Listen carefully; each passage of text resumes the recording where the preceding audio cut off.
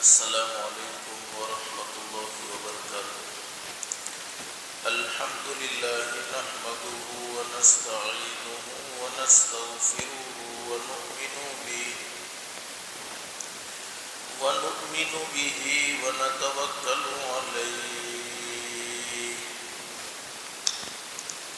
ونعوذ باللہ من شرور انفسنا ومن سیئات اعمالنا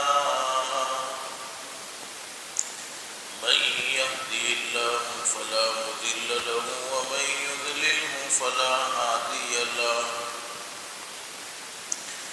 ونشهد أن لا إله إلا الله وحده لا شريك له ونشهد أن سيدنا ومولانا محمدا عبده ورسوله صلى الله تعالى عليه وعلى آله وأصحابه وبارك وسلم تسليما كثيرا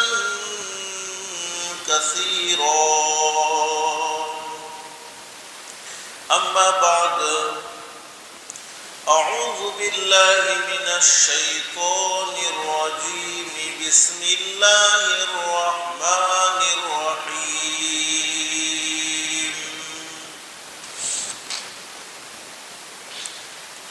يا أيها الذين آمنوا اتقوا الله ولتنظر نفس ما قدمت لغد واتقوا الله إن الله خبير بما تعملون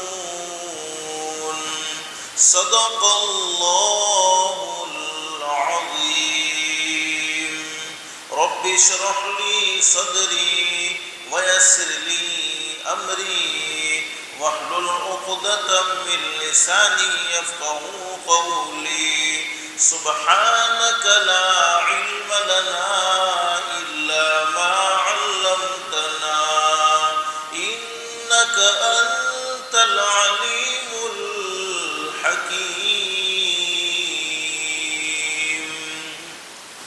اللهم صل على محمد وعلى آل محمد كما صليت على إبراهيم وعلى آل إبراهيم إنك حميد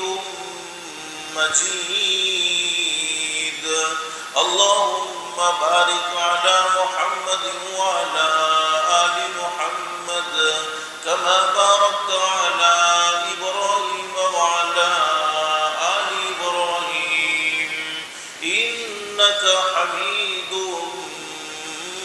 مجيد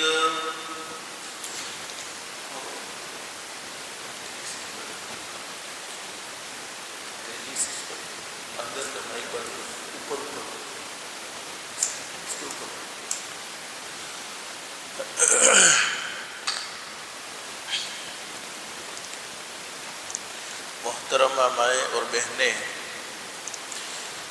اللہ کا ہم سب پر بہت بڑا احسان اور بہت بڑا کرم ہے کہ اللہ پاک نے دین کی باتیں سننے کے لیے تھوڑی دیر یہاں اس مسجد میں جمع فرمایا۔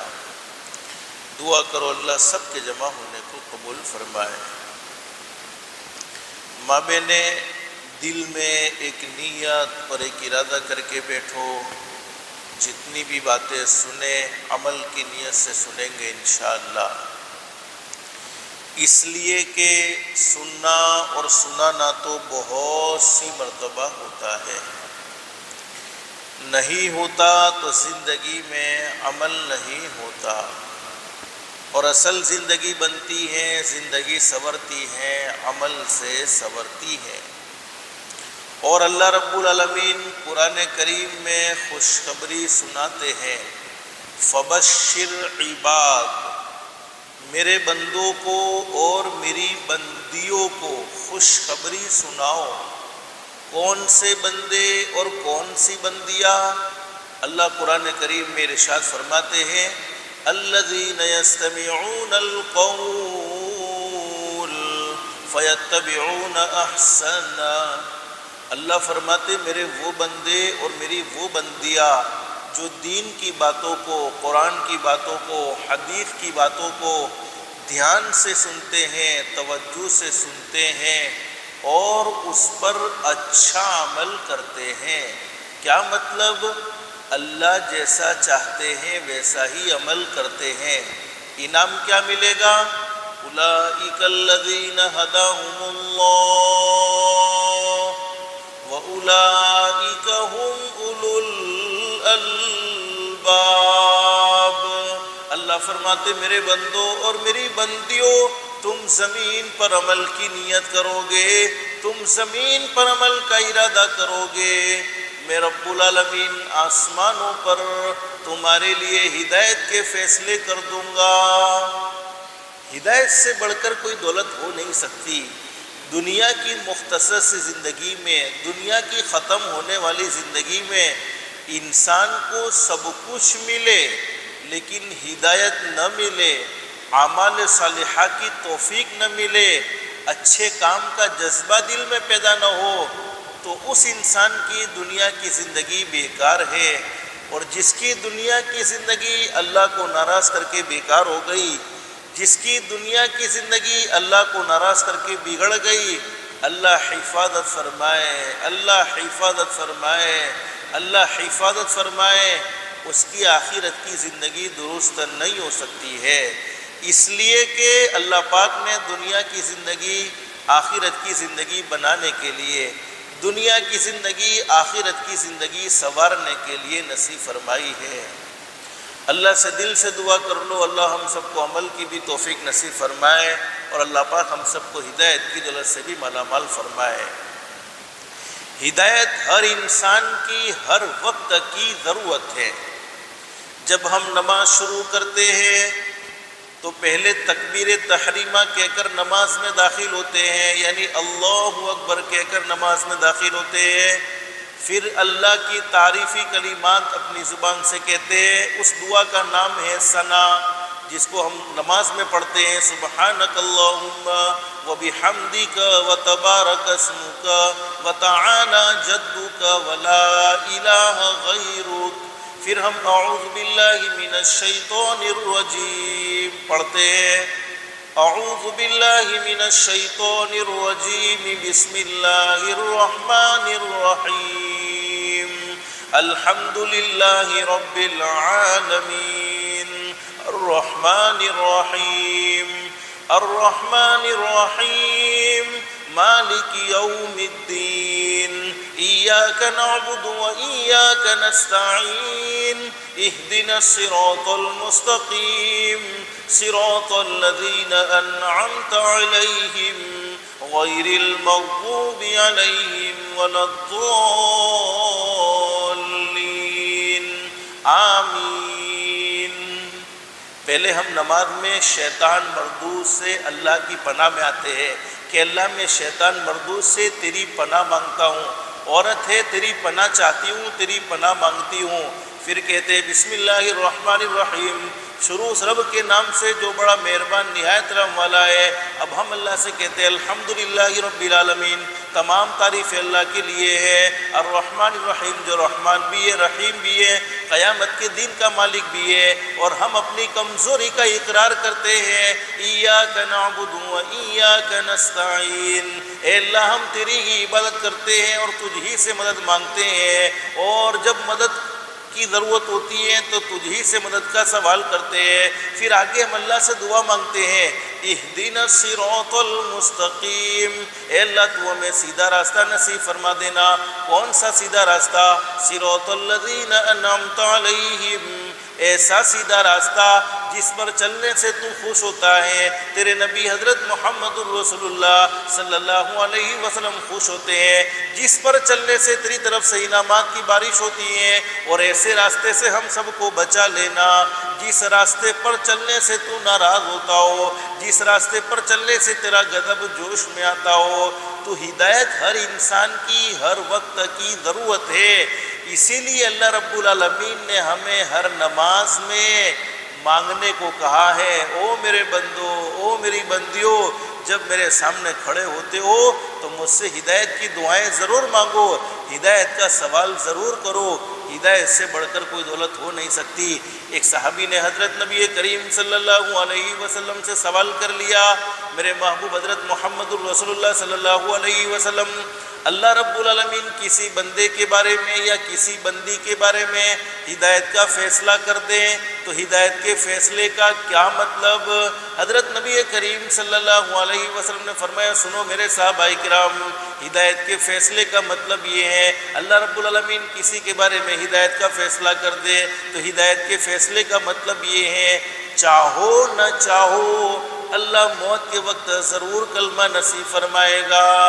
اس سے بڑا انعام کیا ہو سکتا ہے کہ ہم دنیا سے جا رہے ہو اور ہماری زبان پر یہ جاری ہو جائے، لا الہ الا اللہ محمد الرسول اللہ صلی اللہ علیہ وسلم۔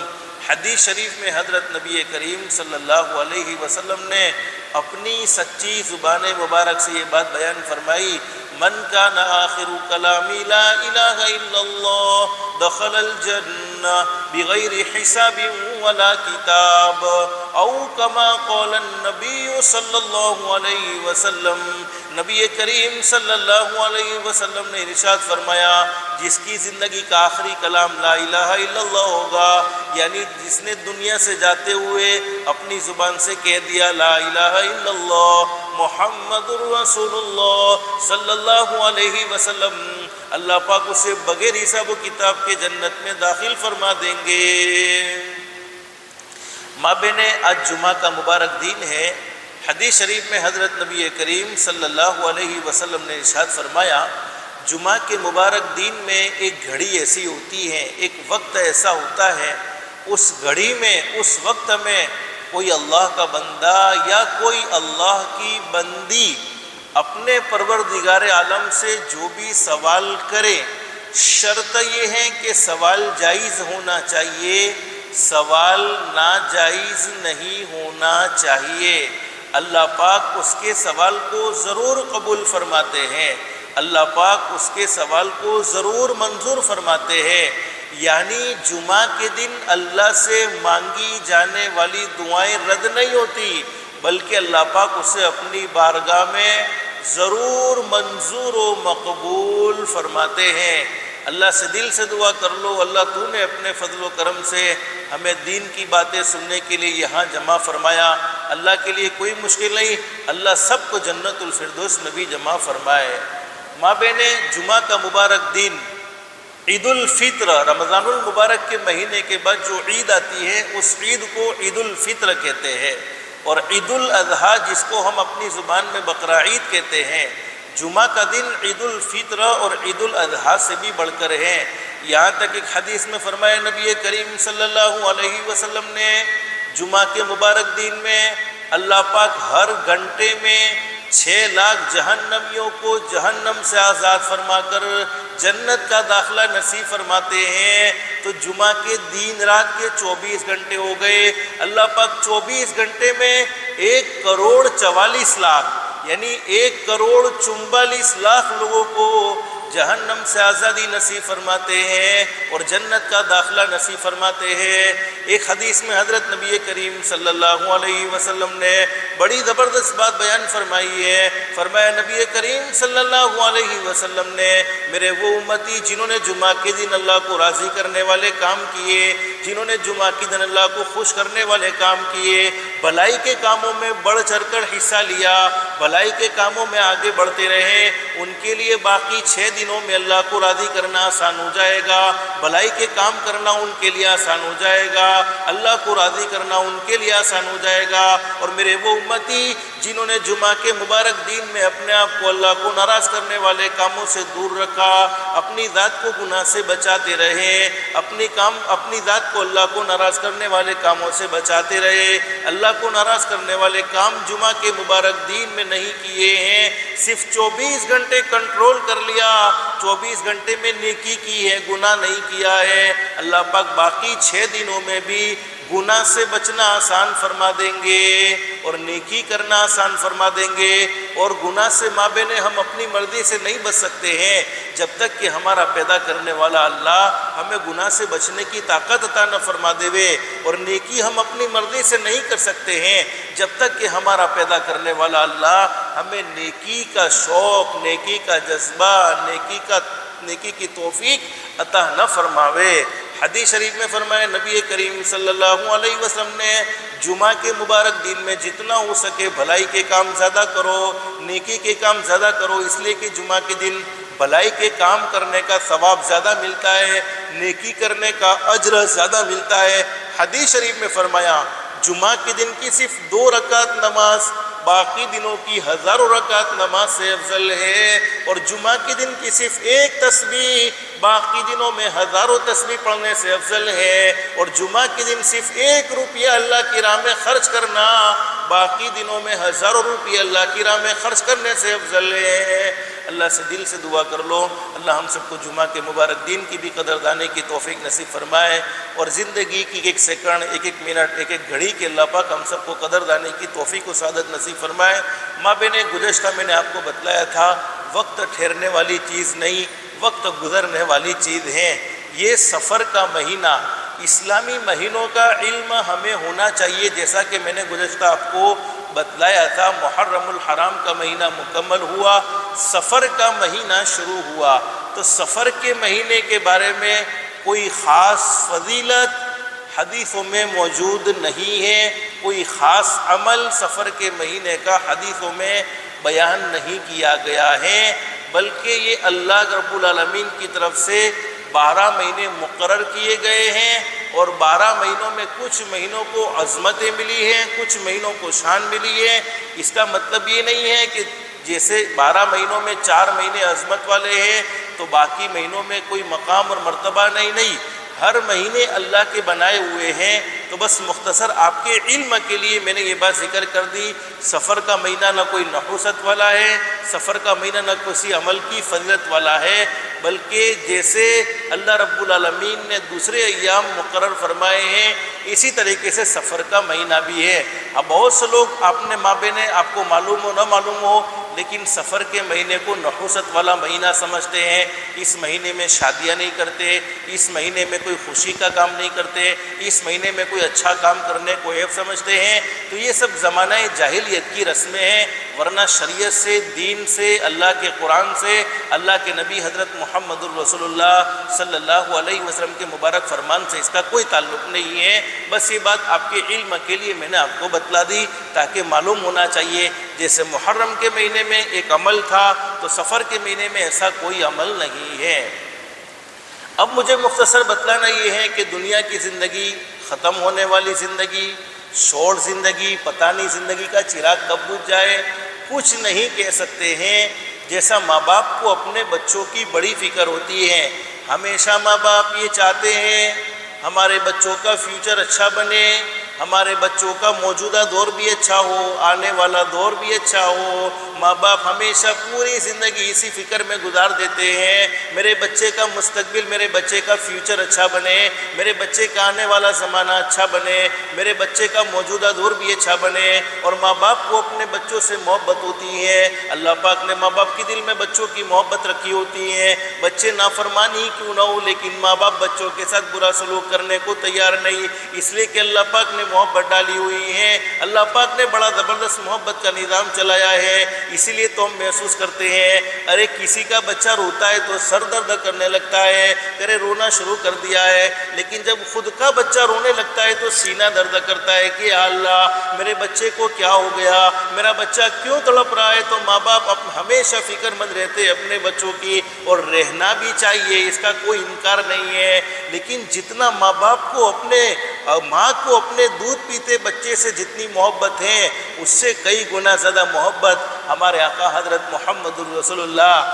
صلی اللہ علیہ وسلم کو اپنے ہر امتی سے تھی۔ اور آج لوگ کہتے ہیں ارے اللہ پاک تو 70 ماؤں سے زیادہ مہربان، ارے 70 مائیں کہاں، اللہ کہاں، بلکہ ماں بہنوں یوں سمجھو 70 کروڑ نہیں 70 ارب خرب ماؤں کے دل میں جتنی محبت ہوتی ہے اس سے بھی کئی گنا زیادہ محبت کرنے والا ہمارا پیدا کرنے والا اللہ ہے۔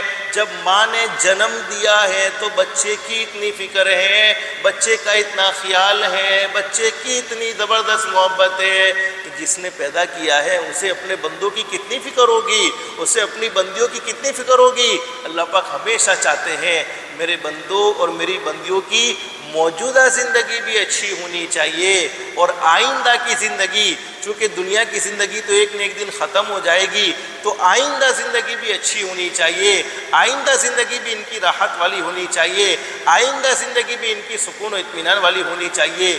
اس لیے اللہ پاک نے ہمیں ماں بہنیں خوبصورت دولت دنیا کی مختصر سی زندگی میں نصیب فرمائی، وہ ہے دولت ایمان۔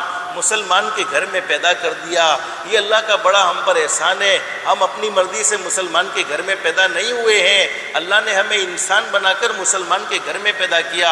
اب اللہ پاک نے ہمیں ایمان نصیب فرمایا ہے، تو ایمان والے مردوں کی زندگی کیسی ہونی چاہیے، ایمان والی عورتوں کی زندگی کیسی ہونی چاہیے، اس زندگی کو سمجھانے کے لیے، اس زندگی کو واضح کرنے کے لیے ایمان والے مرد کو کون سا راستہ اختیار کرنا ہے، ایمان والی عورتوں کو کون سا راستہ اختیار کرنا ہے، ایمان والے مردوں کو کن کاموں سے بچنا ہے، ایمان والی عورتوں کو کن کاموں سے بچنا ہے، یہ ساری تفصیلات کو واضح کرنے کے لیے اللہ پاک نے اپنے پاک بندوں کا یعنی انبیاء کرام کو دنیا میں بھیجنے کا سلسلہ شروع فرمایا۔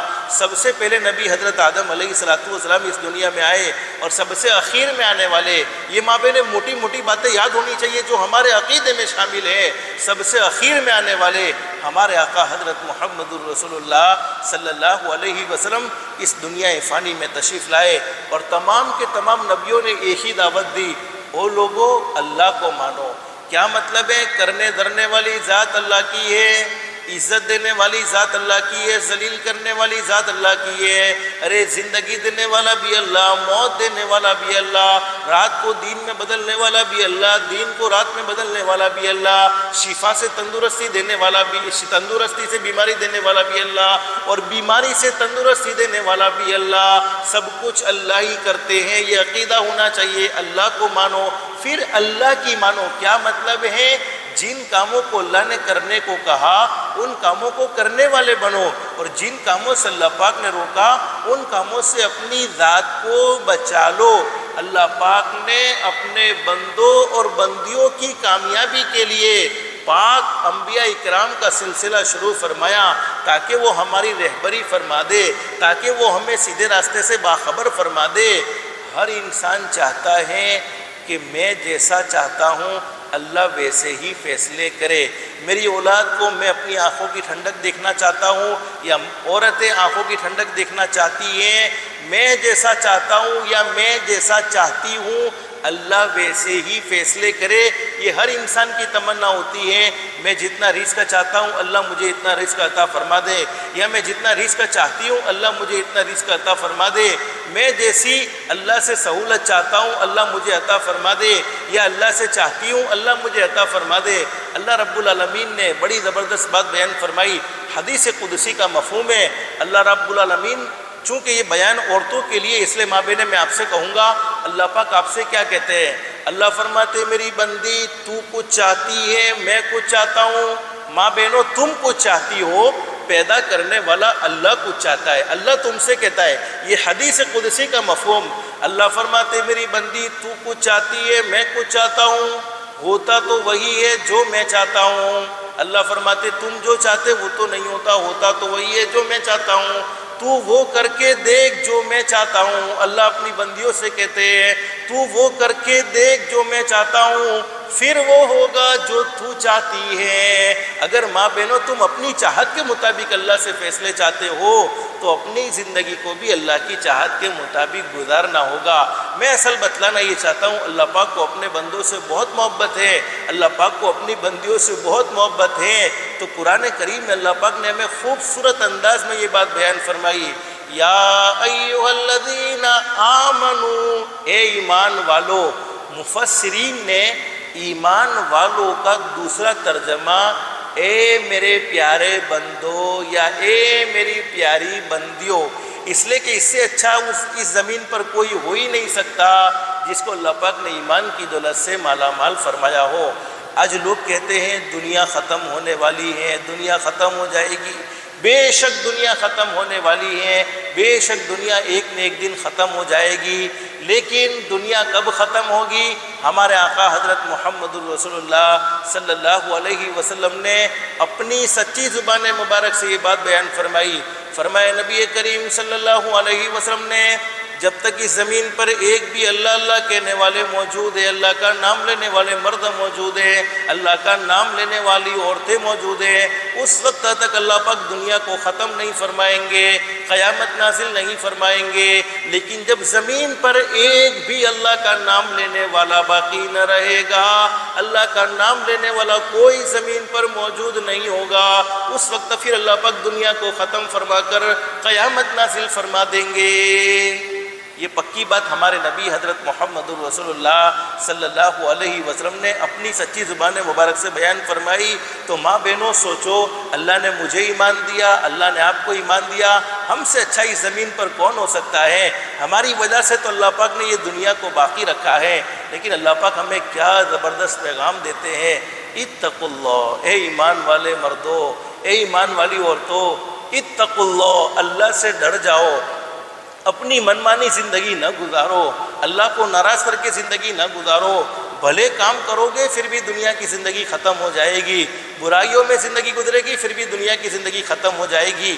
اور گزشتہ بیان میں ماں بہنیں میں نے آپ کو بتلایا ہے، اللہ نے اچھی VIP زندگی گزارنے سے نہیں روکا، اچھا کھانے سے نہیں روکا، اچھا پینے سے نہیں روکا، اچھی سہولت والی زندگی گزارنے سے نہیں روکا، VIP مکان میں رہنے سے نہیں روکا، بلکہ ہر سہولتوں کی اللہ پاک نے ہمیں اجازت دی ہے، ہر سہولتوں کا اللہ پاک نے ہمیں استعمال کرنے کا فل موقع اور فل اجازت عطا فرمائی ہے۔ تو VIP زندگی کا گزارنا یہ تقوی کے خلاف نہیں ہے، یہ اللہ کے ڈر کے خلاف نہیں ہے۔ یہاں ڈرنا کیا ہے؟ اتقوا اللہ، نماز چھوڑتے ہوئے اللہ سے ڈرو، اتقوا اللہ، حرام کھاتے ہوئے اللہ سے ڈرو، اتقوا اللہ، دو خاندانوں میں لڑائی جھگڑے کراتے ہوئے اللہ سے ڈرو، اتقوا اللہ، کسی پر الزام لگاتے ہوئے، کسی پر جھوٹی تہمت باندھتے ہوئے اللہ سے ڈرو، اتقوا اللہ، کسی کی برائی کرتے ہوئے اللہ سے ڈرو، اتقوا اللہ، محلے میں گندگی کرتے ہوئے، اس لیے کہ پاکی آدھا ایمان ہے، صفائی ستھرائی کو اسلام نے پسند کیا ہے، گندگی کرتے ہوئے اللہ سے ڈرو، اتقوا اللہ، کسی کا دل توڑتے ہوئے اللہ سے ڈرو، اتقوا اللہ، الصلاۃ خیر من النوم کی صداؤں کو سن کر فجر کی نماز میں آرام سے سوتے ہوئے اللہ سے ڈرو۔ آگے اللہ قرآن کریم میں کیا فرماتے ہیں؟ او ایمان والے بندو، او ایمان والی بندیوں، یہ دنیا کی زندگی ہمیشہ ہمیش کی نہیں ہے، بلکہ ایک نہ ایک دن ختم ہو جائے گی۔ اس لیے اللہ قرآن کریم میں فرماتے وَلْتَنْظُرْ نَفْسٌ مَّا قَدَّمَتْ لِغَدٍ وَاتَّقُوا اللَّهَ، او میرے بندو، او میری بندیوں، تمہیں دنیا کی زندگی میں تمہیں رکھا گیا ہے، تم مسافر ہو، تم سفر کر رہے ہو اور تمہیں آخرت کا سفر کرنا ہے۔ جب تم دنیا میں سفر کرتے ہو تو سفر کی فل تیاری تمہارے پاس ہوتی ہے کہ سفر میں کسی قسم کی پریشانی کا سامنا نہ کرنا پڑے، کسی قسم کے دکھ کا سامنا نہ کرنا پڑے۔ تو آخرت کے سفر کے لیے تمہارے پاس کیا سامان ہے، تم نے کیا تیاری کر رکھی ہے؟ اور دنیا کا سفر تو ایسا سفر کہ واپس آنے کا ہمیں پہلے سے معلوم ہوتا ہے کہ فلانی تاریخ کو ہم واپس آ جائیں گے، لیکن آخرت کے سفر سے کبھی کوئی واپس آیا نہیں ہے۔ تو آخرت کے سفر کے لیے تمہارے پاس کیا سامان ہے؟ تم نے اس سامان کی تیاری کی یا نہیں کی؟ اب آگے اللہ قرآن کریم میں آخرت کے سفر کا سامان بتلاتے ہیں، واتقوا اللہ، آخرت کے سفر کا سامان تو یہ ہے، آخرت کے سفر کا سامان تو یہ ہے، اپنی زندگی میں اللہ سے ڈرتے رہو، اللہ کے احکام کے مطابق زندگی گزارو، حضرت نبی کریم صلی اللہ علیہ وسلم کے طریقے کے مطابق زندگی گزارو، اپنی منمانی زندگی نہ گزارو۔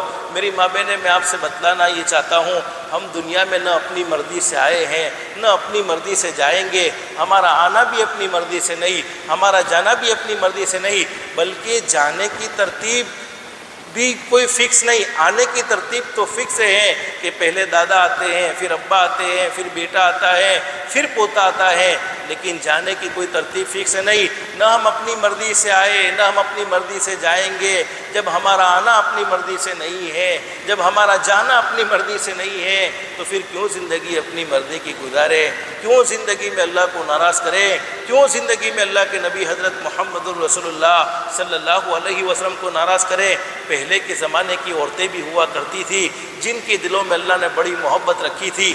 آج ماں بہنیں تمہارے لیے 5 وقت کی نماز کا پڑھنا بڑا مشکل معلوم، یہ ساری باتیں میں آپ کے سامنے پہلے تفصیلاً کر چکا ہوں کہ تم اللہ کے سامنے جھکو، گھروں میں نماز پڑھو، اس پر اللہ پاک تمہیں کیا انعام دینے والا ہے۔ لیکن حقیقت یہ ہے وہ عورتیں بھی گزری ہیں جنہوں نے اللہ رب العالمین کے ساتھ کیا مضبوط تعلق کیا ہوا تھا، کیا مضبوط اللہ رب العالمین کے ساتھ ان کا عشق تھا، کیا مضبوط ان کے اللہ رب العالمین سے محبت تھی۔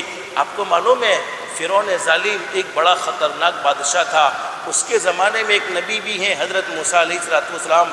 حضرت موسیٰ علیہ السلام نے اللہ کے بندوں کو اللہ کی طرف بلانا شروع کیا، ایک اللہ کا پیغام لوگوں کو سمجھایا۔ فرعون ظالم نے بڑا ظلم کیا، بڑا ستم کیا۔ ماں بہنیں ہمیشہ یاد رکھو، ظالم کو اللہ پاک ڈھیل ضرور دیتے ہیں لیکن ظالم کی پکڑ بھی ضرور ہوتی ہے۔ کوئی ظالم اللہ کی پکڑ سے بچ نہیں سکتا ہے۔ حضرت شیخ سعدی رحمۃ اللہ علیہ فرماتے ہیں میں نے اپنی زندگی میں 2 آدمی کو تلاش کیا، کبھی نہیں ملے۔ نمبر 1 جس آدمی نے اللہ کی راہ میں مال خرچ کیا ہو اور وہ فقیر ہو گیا ہو، میں نے کبھی نہیں دیکھا۔ نمبر 2 جس نے کسی پر ظلم کیا ہو، زیادتی کا معاملہ کیا ہو اور وہ اللہ کی پکڑ سے بچ گیا ہو، ویسا بھی کبھی نہیں ہوا۔ ظالم کو ڈھیل ضرور ملتی ہے لیکن پکڑ بھی ضرور ہوتی ہے۔ اور فرعون ظالم بڑا زبردست ظالم بادشاہ گزرا ہے، اس کے گھر میں کام کرنے والی ایک نوکرانی، فرعون ظالم کے گھر میں کام کرنے والی ایک نوکرانی کو حضرت موسیٰ علیہ السلام کا دین سمجھ میں آ گیا، حضرت موسیٰ علیہ السلام کی شریعت سمجھ میں آ گئی، حضرت موسیٰ علیہ السلام کا پیغام سمجھ میں آ گیا۔ اور فرعون ظالم ایسا ظالم تھا جو اپنے آپ کو رب کہتا تھا، رب ہونے کا دعویٰ کرتا تھا۔ اب اس کے گھر میں کام کرنے والی نوکرانی ہے، خادمہ ہے، بیچاری کمزور عورت ہے۔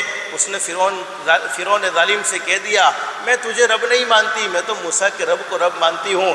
جب اللہ پاک کی محبت دل میں بھر جاتی ہے پھر انسان کسی سے ڈرتا نہیں ہے سوائے اللہ کے۔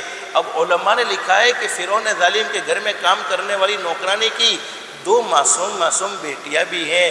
ماں باپ کو اپنے بچوں سے کیسی محبت ہوتی ہے، ایک 3-4 سال کی بچی ہے، ایک دودھ پیتی بچی ہے۔ فرعون ظالم نے بڑے ظلم و ستم شروع کر دیے نوکرانی پر، اپنے گھر میں کام کرنے والی خادمہ پر۔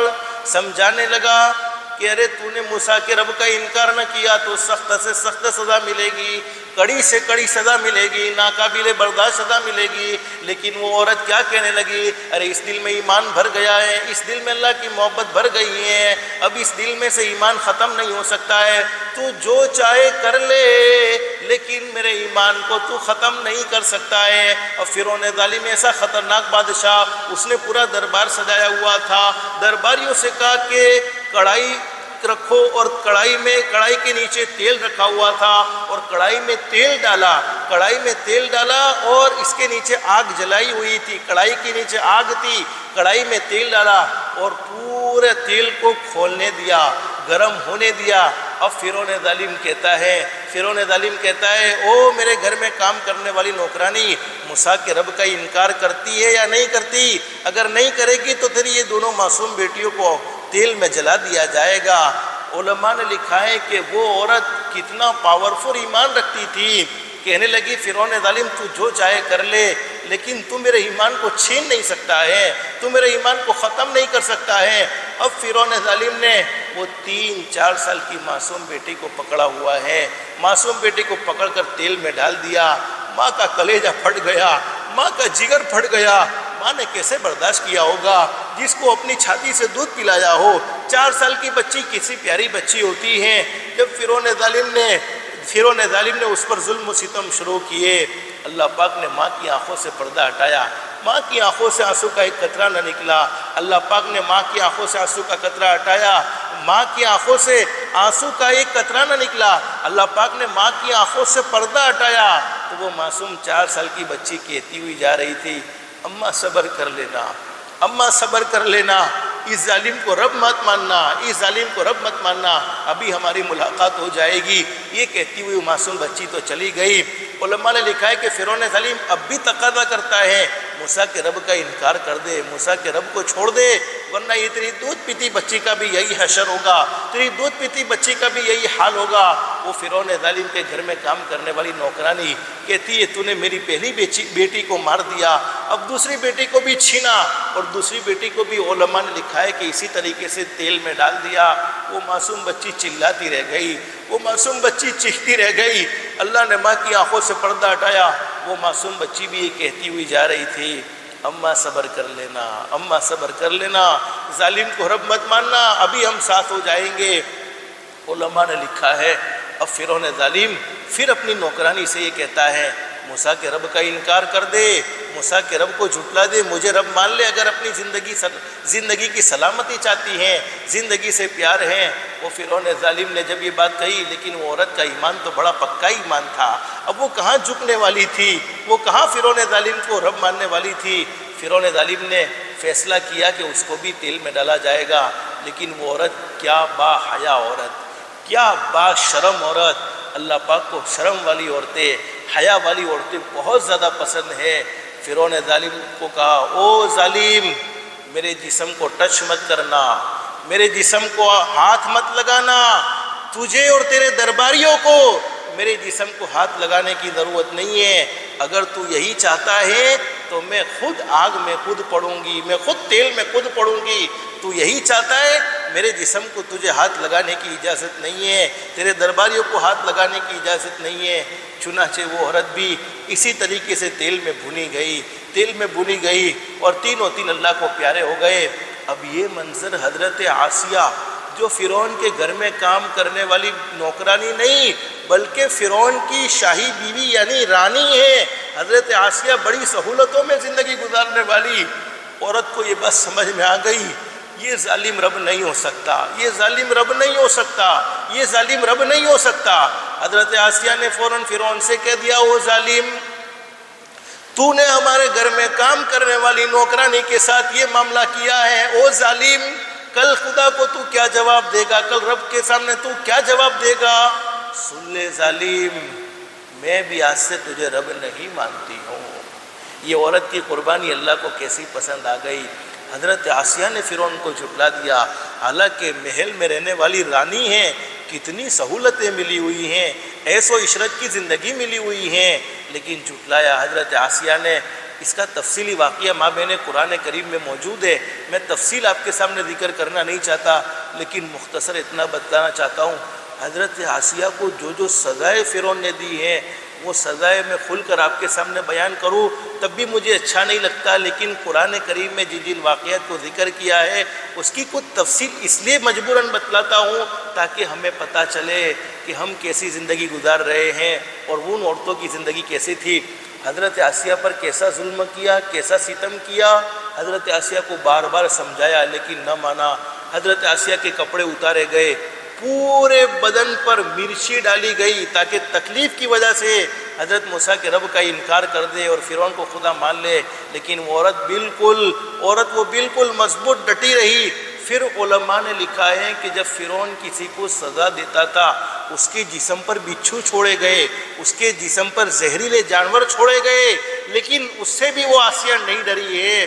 پھر فرعون ظالم میں اپنی مرضی سے نہیں کہتا، قرآن کہتا ہے وَفِرْعَوْنَ ذِي الْأَوْتَادِ، جب وہ کسی کو سزا دیتا تھا تو کیسی ظالم سزا دیتا تھا، جیسے ماں بہنیں ہم دیوال میں کھیلی ٹھوکتے ہیں، کھیلی دیوال میں لگاتے کیل ٹھوکتے ہیں، فرعون ظالم اسی طریقے سے زمین پر لٹاتا تھا اور زندہ جسموں پر کیلے ٹھوک دیتا تھا۔ ایسی ظالم سزا فرعون ظالم اپنی بیوی کو دے رہا ہے، قرآن کریم کے 28 پارے میں موجود ہے۔ وہ عورت حضرت آسیہ کہتی ہے ضرب اللہ مثلا للذین کفروا امرأۃ فرعون اذ قالت رب ابن لی عندک بیتا فی الجنہ ونجنی من فرعون وعملہ ونجنی من القوم الظالمین۔ اے میرے رب تو جانتا ہے میں اپنے ایمان میں بہت مضبوط ہوں۔ وہ عورت کہتی ہے حضرت آسیہ اے میرے رب تو جانتا ہے میں اپنے ایمان میں بہت مضبوط ہوں، آگے میں تکلیفوں کو برداشت نہیں کر سکوں گی، میں عورت ہوں، کمزور ہوں، مجھ سے تکلیف برداشت نہیں ہوگی۔ او میرے رب تو تو نے مجھے جنت میں اپنا گھر تو دکھا دیا ہے۔ اذ قالت امرأۃ فرعون رب ابن لی عندک بیتا فی الجنہ، تو نے جنت میں مجھے گھر تو دکھایا، ونجنی من فرعون، اے اللہ تو مجھے فرعون سے نجات دے دے، فرعون کی ظالم قوم سے نجات دے دے۔ یہ کہتی ہوئی وہ حضرت آسیہ بھی دنیا سے رخصت ہو گئی۔ میں اصل بتلانا یہ چاہتا ہوں، علماء نے لکھا ہے اگر کوئی عورت اپنے شوہر کے ظلم پر صبر کر لے، شوہر کو یہ ترغیب نہیں دی جاتی کہ وہ عورتوں پر ظلم کرے۔ ماں بہنیں یہ بات چونکہ آپ کے لیے ہے، اس لیے میں آپ سے کہتا ہوں شوہر کو یہ ترغیب نہیں دی جاتی کہ وہ عورتوں پر ظلم کرے۔ مردوں میں ہم کہتے ہیں اپنی بیویوں کے ساتھ اچھا سلوک کرو، وہ کسی کی امانت ہیں، ان کی تھوڑی بہت غلطیوں کو برداشت کرتے رہو، تھوڑی بہت نہیں بلکہ ہمیشہ کی غلطیوں کو برداشت کرتے رہو۔ تم کسی کی بیٹی کو دکھی کرتے ہو، کیا تمہاری بیٹی کو کوئی دکھی کرے گا تم برداشت کرو گے؟ کیا تمہاری بیٹی کو کوئی تکلیف دے گا تم برداشت کرو گے؟ یہ بھی تو اللہ کی طرف سے ایک امانت ہے۔ کسی کے ماں باپ نے ان کے دل کے ٹکڑے کو، ان کے جگر کے ٹکڑے کو تمہارے حوالے کیا ہے، تو اس کا مطلب تو یہ نہیں ہے کہ تم ان پر ظلم و ستم ڈھاتے جاؤ۔ لیکن علماء نے بڑی زبردست بات بیان فرمائی، وہ عورتیں جو اپنے ظالم شوہروں کے ظلم کو برداشت کرتی ہیں، ظالم شوہر کے ظلم کو برداشت کر کے اللہ کے سامنے روتی رہتی ہیں، ان عورتوں کو کل قیامت میں اللہ پاک حضرت آسیہ کے ساتھ کھڑا کرے گا، حضرت آسیہ کا مقام عطا فرمائے گا۔ حضرت آسیہ کو اللہ نے کیا مقام اور کیا مرتبہ دیا۔ ماں بہنیں آپ جانتے ہیں ہمارے نبی کی پہلی بیوی حضرت خدیجہ کیسی شان والی عورت، کیسی مقام والی عورت، کیسی وفادار عورت۔ حضرت خدیجہ رضی اللہ تعالیٰ جب دنیا سے جا رہی ہے، آخری وقت ہے، ہمارے نبی کو بہت محبت تھی، ہمارے نبی نے بہت خوبصورت زندگی گزار کر بتلائی ہے، اپنی امت کے سامنے واضح کر دیا۔ کیا بہترین نبی اللہ پاک نے ہمیں عطا فرمائے۔ ایک طرف آپ ایسی بڑی شان والے، ایسے بڑے مقام والے کہ آپ کے صدقے میں اللہ نے پوری کائنات کو سجایا، آپ کے صدقے میں اللہ نے پوری کائنات کو بنایا، تو دوسری طرف آپ کی شان یہ ہے کہ آپ بچوں کے باپ بھی تو ہے، بیوی کے شوہر بھی تو ہے، کسی کے داماد بھی تو ہے۔ یہ ہمارے آقا حضرت محمد رسول اللہ صلی اللہ علیہ وسلم کی زبردست اور نرالی شان ہے۔ حضرت خدیجہ جب آخری وقت دنیا سے جا رہی ہے، دنیا سے جا رہی تو ہمارے نبی نے کیا فرمایا، خدیجہ جنت میں میری ایک اور بیوی ہے، جنت میں میری ایک اور بیوی ہے، اس کو میرا سلام کہہ دینا، جنت میں میری ایک اور بیوی ہے، اس کو میرا سلام کہہ دینا۔ حضرت خدیجہ جانتی تھی کہ میری موجودگی میں تو کوئی بیوی تھی نہیں، حضرت خدیجہ کی موجودگی میں ہمارے نبی نے کوئی شادی نہیں کی، حضرت خدیجہ اکیلی تھی، حضرت خدیجہ کی موجودگی میں کوئی بیوی نہیں تھی۔ بیٹی فاطمہ نے کہا کہ او میرے ابا، آپ نے ہمیشہ میری امی کو راحت پہنچائی ہے، آخری وقت میں دکھ کیوں پہنچاتے ہو، آخری وقت میں تکلیف کیوں پہنچاتے ہو، دوسری بیوی کا تذکرہ میری امی کے سامنے کیوں کرتے ہو۔ ہمارے آقا رحمت للعالمین تھے، فرمایا بیٹی فاطمہ تیری ماں سے تجھے جتنی محبت ہے اس سے کئی گنا زیادہ محبت مجھے ہے، لیکن میرے یہ جملے تیری ماں کے درجات کو اور زیادہ بلند کرنے والے ہیں، اور زیادہ اونچے کرنے والے ہیں۔ وہ حضرت آسیہ کا نکاح جنت میں ہمارے آقا حضرت محمد الرسول اللہ صلی اللہ علیہ وسلم کی ذات گرامی کے ساتھ ہوگا۔ آج بہت سے لوگ مسئلہ پوچھتے ہیں کہ وہ عورتیں جو کبھی کنواری کے اندر انتقال کر گئی، یا ایسی عورتیں جن کی طلاق ہو گئی، اس کے بعد انہوں نے اپنی عزت اور عفت کی حفاظت کی، ہمیشہ پاک دامن رہی، پھر ان کا انتقال ہو گیا، تو جنت میں ان کا شوہر کون ہوگا، جنت میں ان کو کس کے ساتھ رہنا نصیب ہوگا۔ ماں بہنوں، اللہ پاک تو بڑے کریم ہے، بڑے رحیم ہے، ایسی عورتوں کو آفر دی جائے گی، وہ جسے انتخاب کرنا چاہے اس کے ساتھ وہ رہ سکتی ہے۔ بہرحال میں بتلانا یہ چاہتا ہوں کہ عورتیں اپنے ایمان میں کیسی مضبوط تھی، حضرت آسیہ نے اپنے محل کو جھٹلا دیا، وہ فرعون ظالم کے گھر میں کام کرنے والی نوکرانی نے اپنی ساری سہولتوں کو، وہ کوئی ہماری طرح 200-300 روپے میں کام کرنے والی تھوڑی تھی، ہزاروں لاکھوں روپے کے انعامات میں کام کرنے والی تھی۔ اور فرعون ظالم کے گھر میں کام کرنے والی نوکرانی کا کام کیا تھا؟ وہ تو کنگھی کرتی تھی، اور کنگھی کرنے پر اسے اتنی اچھی زندگی ملی ہوئی تھی، لیکن اللہ کی محبت پہ انہوں نے سب سہولتوں کو ٹھکرایا۔ اور آج ہم اللہ کی محبت میں اپنے جذبات کو قربان نہیں کر سکتے ہیں، اللہ کی محبت میں 5 وقت کی نماز نہیں پڑھ سکتے ہیں، اللہ کی محبت میں اپنی ذات کو حرام کاموں سے نہیں بچا سکتے ہیں، اللہ کی محبت میں گناہ نہیں چھوڑ سکتے ہیں، اللہ کی محبت میں اللہ کو ناراض کرنے والے کام نہیں چھوڑ سکتے ہیں۔ ماں بہنیں مجھے مختصر بتلانا یہ ہے، انہیں اتنا اونچا مقام اور مرتبہ ملا، وہ فرعون ظالم اور ان کے گھر میں کام کرنے والی نوکرانی، فرعون ظالم نے جس پر ظلم کیا ہے۔ حضرت نبی کریم صلی اللہ علیہ وسلم جب معراج کے سفر میں گئے، کسی راستے سے گزرے تو انہیں جنت کی خوشبو آنے لگی۔ جبریل سے پوچھا کہ یہ جنت کی خوشبو کیسی یہ جنت کی خوشبو کیسے آ رہی ہے؟ تو جبریل نے فرمایا، اللہ کے نبی، یہاں پر وہ دفن ہے جن کو اللہ کی محبت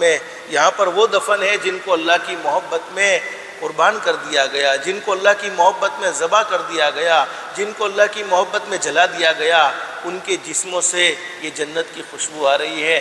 ماں بہنیں، میں اصل بتلانا یہ چاہتا ہوں، آج ہماری زندگیوں میں سکون و اطمینان نہیں، ہزاروں نعمتیں اللہ کی ہم پر موجود ہے، ہم پر ہزاروں نعمتیں نچھاور ہو رہی ہے، لیکن دل بے چین اور بے قرار ہیں۔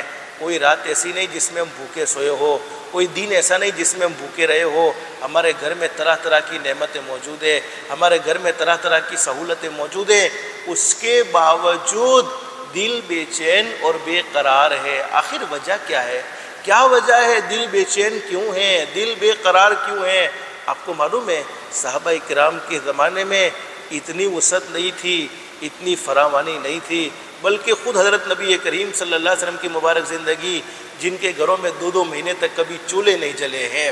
اماں عائشہ صدیقہ رضی اللہ تعالیٰ عنہ نے ایک مرتبہ بڑی زبردست بات بیان فرمائی، میرے محبوب کی زندگی کا عالم یہ تھا کہ میرے محبوب نے کبھی بھی اپنی زندگی میں پیٹ بھر کر کھانا نہیں کھایا ہے، بلکہ جب کبھی کبھی میں پیٹ بھر کر کھانا کھاتی ہوں تو مجھے میرے محبوب کی زندگی یاد آتی ہے، اور میرے محبوب کی زندگی کو یاد کر کے میں رویا کرتی ہوں۔ لیکن میں اصل بتلانا یہ چاہتا ہوں، ایک صحابی، پہلے زمانے میں کوئی نوکری فکس نہیں ہوتی تھی، کوئی مزدوری فکس نہیں ہوتی تھی، گھر سے کام کے لیے نکلتے تھے، کوئی کام ملا، اجرت ملی، مزدوری ملی، لے کر آ گئے، اسی سے گھر میں کھانا پینا ہو گیا۔ اگر کام نہ ملتا تو اسی دن فقر و فاقہ میں زندگی گزارنی پڑتی تھی۔ ایک صحابی جن کے بارے میں لکھا ہے کہ وہ اپنے گھر سے نکلے ہیں، مردوں کو بھی یہ ترغیب دی گئی، عورتوں کو بھی یہ ترغیب دی گئی، جب بھی گھر سے نکلو گھر والوں کو سلام کر کے نکلو، السلام علیکم، پورا سلام، السلام علیکم ورحمۃ اللہ وبرکاتہ۔ حدیث شریف میں لکھا ہے کہ جو سلام کر کے اپنے گھر سے نکلتا ہے وہ اللہ کی حفاظت میں آ جاتا ہے، اللہ رب العالمین خود اس کی حفاظت کرنے کی ذمہ داری لے لیتے ہیں۔ پھر چھوٹی سی دعا، بسم اللہ توکلت علی اللہ لا حول ولا قوت الا باللہ، یہ چھوٹی سی دعا پڑھ کر نکلیں گے۔ حدیث شریف میں موجود ہے، فرشتہ خوشخبری دے گا، اللہ نے تیرے گھر والوں کی حفاظت کر لی، تیرے مال کی حفاظت، تیری جان کی حفاظت، اور شیطان مردود کو بھی تجھ سے دور کر دیا۔ صحابی اپنے گھر سے نکلے۔ اب عورتوں کو یہ کہا گیا ہے، عورتوں کے لیے یہ چیز سنت ہے کہ جب بھی تمہارا شوہر گھر سے نکلے تو دروازے تک اسے رخصت کرو۔ اب آپ لوگ بھی سوچتے ہو کہ ماں بہن ایسی آپ لوگ بھی سوچتے ہوں گے مولانا ایسی نئی نئی باتیں ہم نے تو پہلی مرتبہ سنی، آپ کہاں سے لائے؟ ہاں، یہ ہمارے نبی نے عورتوں کو حکم دیا ہے، سنت ہے۔ عورتوں سے ہمارے نبی نے یہ فرمایا، او میری امت کی عورتوں، جب تمہارا شوہر گھر سے نکلے تو سنت یہ ہے کہ اسے دروازے پر رخصت کرو، اور جب گھر پر واپس آئے تو سنت یہ ہے کہ اس کا ہنس کر استقبال کرو۔ لیکن آج یہ سنت ہمارے سماج، ہماری سوسائٹی، ہمارا معاشرہ، ہمارے محلے سے ختم ہو چکی ہے۔ بلکہ تجھے اپنی مرضی سے جانا ہو تو جا، آوے تب بھی ایسا منہ بنا ہے جیسے کسی نے زبردستی کی کھٹی کڑی پلائی ہے، ایسا منہ بنا ہے، حالانکہ وہ شوہر پورا تھک کر آیا ہے دن بھر کا۔ اب اس کی یہ تمنا ہوتی ہے کہ میں گھر پر جاؤں گا، میری بیوی کے ہنستے ہوئے چہرے کو دیکھوں گا، تو ہنستے ہوئے چہرے کو دیکھ کر تھوڑا بہت تھکاوٹ دور ہو جاتی ہے۔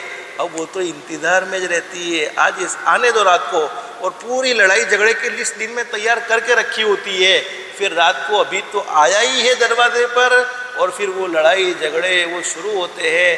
میں اصل کہنا چاہتا ہوں کہ جب ہم حضرت نبی کریم صلی اللہ علیہ وسلم کی مبارک زندگی سے دور ہو جاوے، پھر گھروں میں کہاں سے سکون ملے، کہاں سے اطمینان ملے۔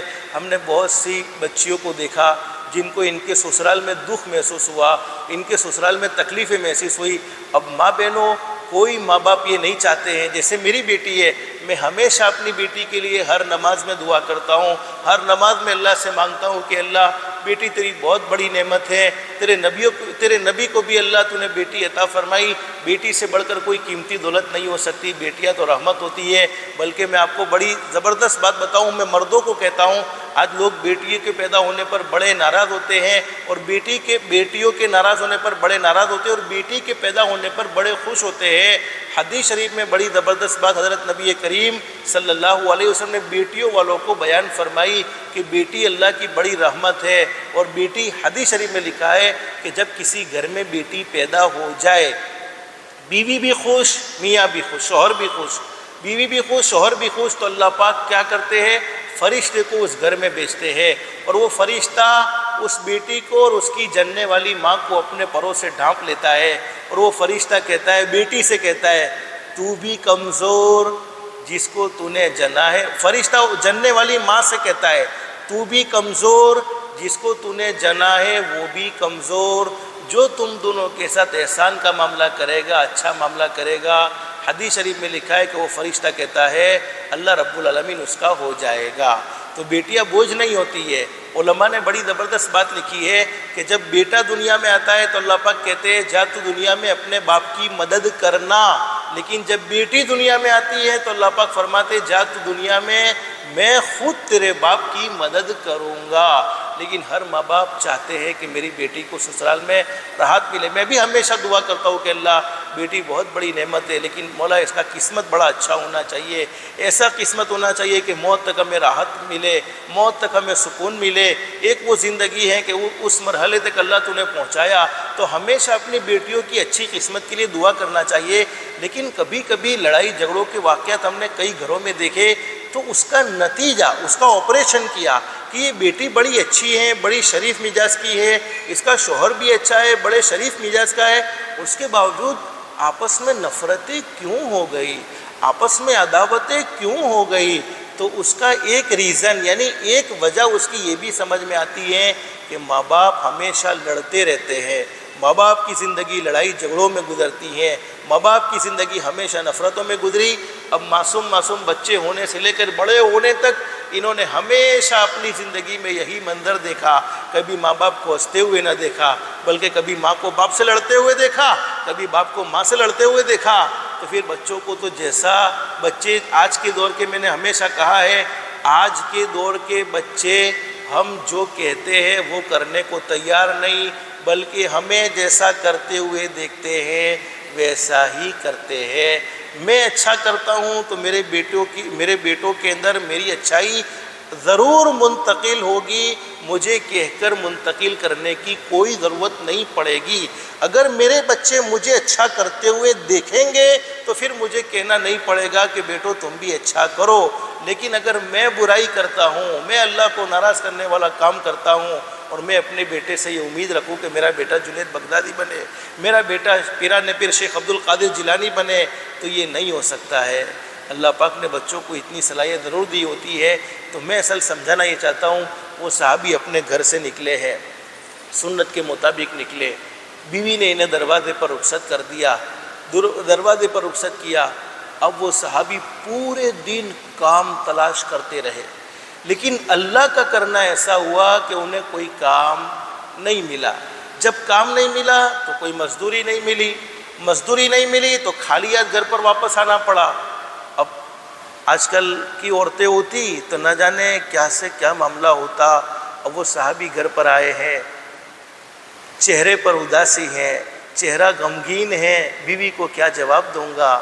بیوی نے پوچھا، او میرے شوہر کیوں پریشان ہو، کیوں دکھی ہو، کیا تکلیف ہے، کیا پریشانی ہے؟ کہنے لگے اللہ کی بندی سچ کہتا ہوں پورے دن کوشش کی ہے، پورے دن کام کو تلاش کیا، لیکن آج کوئی مزدوری نہیں ملی، کوئی کام ملا نہیں، جب مزدوری نہیں ملی، کام نہیں ملا تو کوئی کھانے کا انتظام بھی نہیں ہوا۔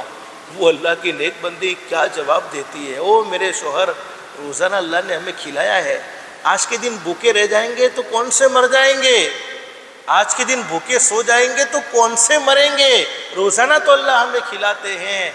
اور آج کی عورت ہوتی، تیرے گھر میں 25 سال سے پڑی ہوں، ایک دن بھی مجھے سوکھ کی روٹی نہیں ملی۔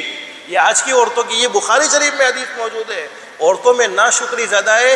تیرے گھر میں 10 سال سے پڑی ہوں لیکن ایک دن مجھے سوکھ کی روٹی نہیں ملی۔ ماں بہنیں معاف کرنا، لیکن کبھی کبھی میں اپنے گھر میں بھی کہتا ہوں، آئی تھی 40 کلو کی، کھا کے 80 کلو کی ہو گئی، اس کے باوجود کبھی شکر کی توفیق نہیں ہوتی ہے کہ تیرے گھر میں مجھے کچھ نہیں ملا، تیرے گھر میں مجھے کچھ نہیں ملا۔ 24 سال میں اچھی زندگی گزاری، ایک دن شوہر پر کچھ حالات کیا گئے، پوری زندگی کی ناشکری کر دی۔ اب وہ عورت، میں کہتا ہوں کہ جتنا شوہر کو اس کے شیخ کے، اس کے پیر کے اچھے جملے پر تسلی نہیں ہوتی، اس سے زیادہ تسلی اس کے گھر میں رہنے والی بیوی کے اچھے جملے پر ہوتی ہے۔ اب دوسرے دن دونوں میاں بیوی رات کو بھوکے سوئے ہیں۔ دوسرے دن شوہر پھر گھر سے نکلے ہیں کام کی تلاش میں، وہی سنت کے مطابق بیوی نے دروازے پر رخصت کیا اور وہ سنت کے مطابق نکلے۔ اللہ کا کرنا ایسا، دوسرے دن بھی پورے دن کام تلاش کرتے رہے لیکن کوئی کام ملا نہیں، کام نہیں ملا، کھانے کا انتظام نہ ہوا، کھانے کا انتظام نہ ہوا۔ شوہر بڑے پریشان کہ میں تو مرد ہوں، برداشت کر لوں گا، لیکن گھر میں رہنے والی کمزور عورت کیسے برداشت کرے گی؟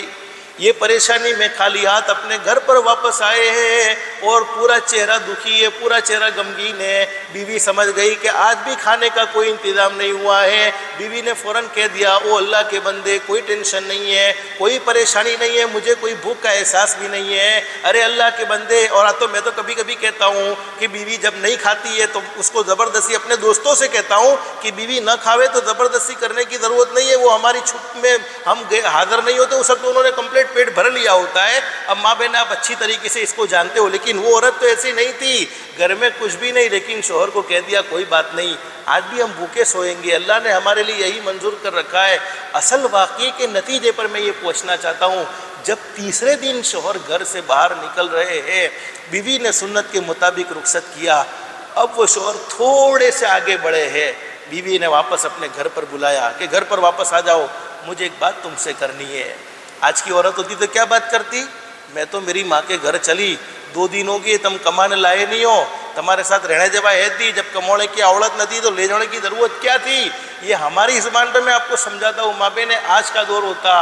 اب تیسرے دن وہ عورت کیا کہتی ہے کہ میں تمہاری تقوی کی گواہ ہوں۔ وہ عورت پہلے اپنے شوہر سے کہتی ہے، میں تمہاری تقوی کی گواہ ہوں، تم دن بھر روزہ رکھتے ہو، رات بھر نوافل کا اہتمام کرتے ہو، تم ہمیشہ اللہ کو راضی کرنے میں آگے بڑھتے رہتے ہو، میں تمہاری تقوی کی بالکل گواہ ہوں، تم اپنی زندگی میں کوئی کام اپنے لیے غلط کرنے والے نہیں ہو۔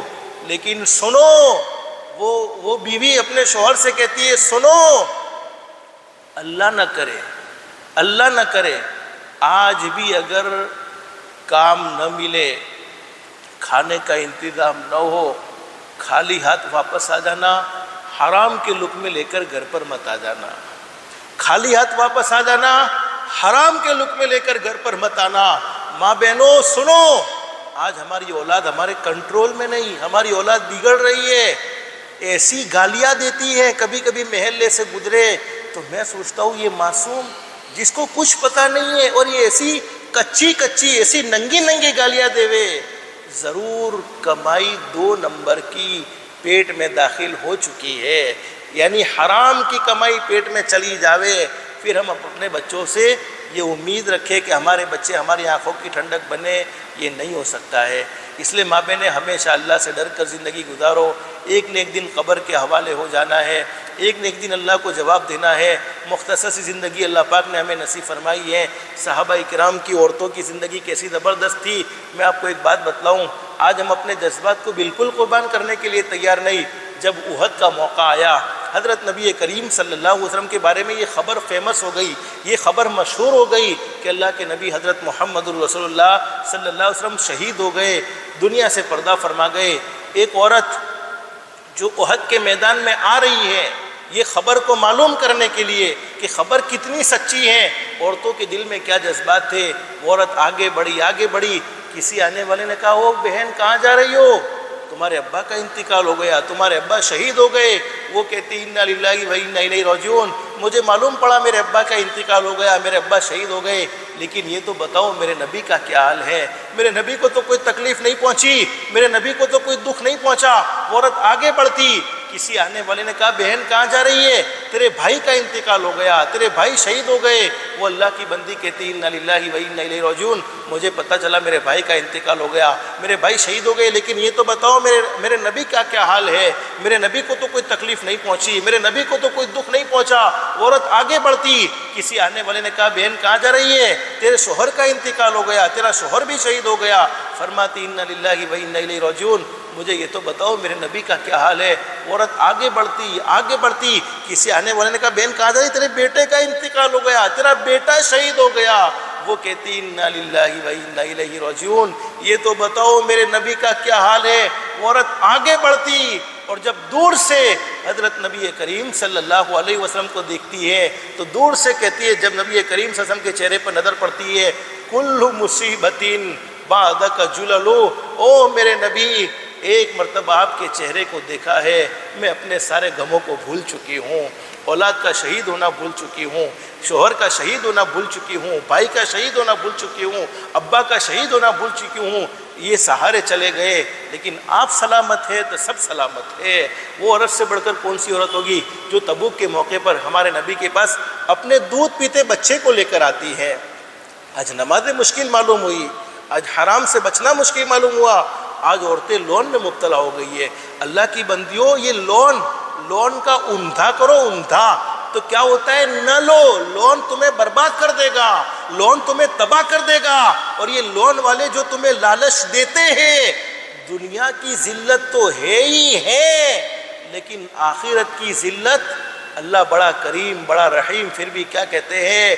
او لون میں پڑھنے والوں مردوں، او لون میں پڑھنے والی عورتوں، بچ جاؤ، نہیں تو کل اللہ اور اللہ کے نبی کے ساتھ لڑائی کرنے کے لیے تیار ہو جاؤ۔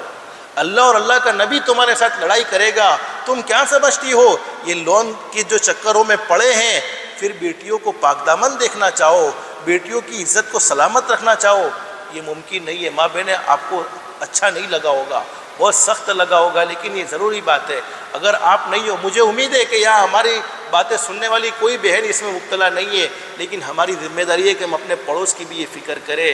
اگر ہماری پڑوس میں کوئی ہے جس نے بیچاری نے مجبوری میں لون لیا ہے، اس کے لیے نکلنے کا کوئی راستہ نہیں ہے، تو کچھ اچھے لوگوں سے اس کے معاملے میں رابطہ کرے کہ بھئی اس سے کیسے چھٹکارا ہو، تو اللہ کی ذات علی سے امید ہے اللہ پاک ضرور مدد فرمائے گا، اور کچھ نہ کچھ ان کے لیے شکلیں بنائی جائے گی۔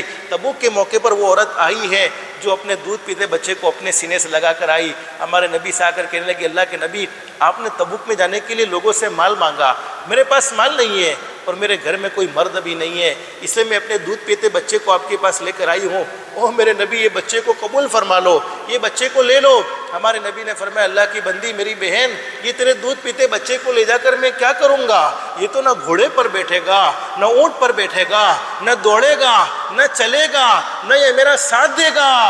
ارے میری ماں بہنیں، وہ اللہ کی نیک بندیاں کیا کہتی، وہ اللہ کی نیک بندی کیا کہتی ہے، وہ صحابیہ کیا کہتی ہے؟ اللہ کے نبی اتنا تو میں بھی جانتی ہوں، یہ میرا دودھ پیتا بچہ آپ کے ساتھ کچھ کام نہیں کرے گا، ارے یہ دوڑے گا بھی نہیں، یہ چلے گا بھی نہیں، یہ آپ کا کوئی آپ کے چلنے پھرنے میں کام نہیں آئے گا، لیکن ایک کام ضرور کرے گا۔ ہمارے نبی نے فرمایا اللہ کی بندی کون سا کام کرے گا؟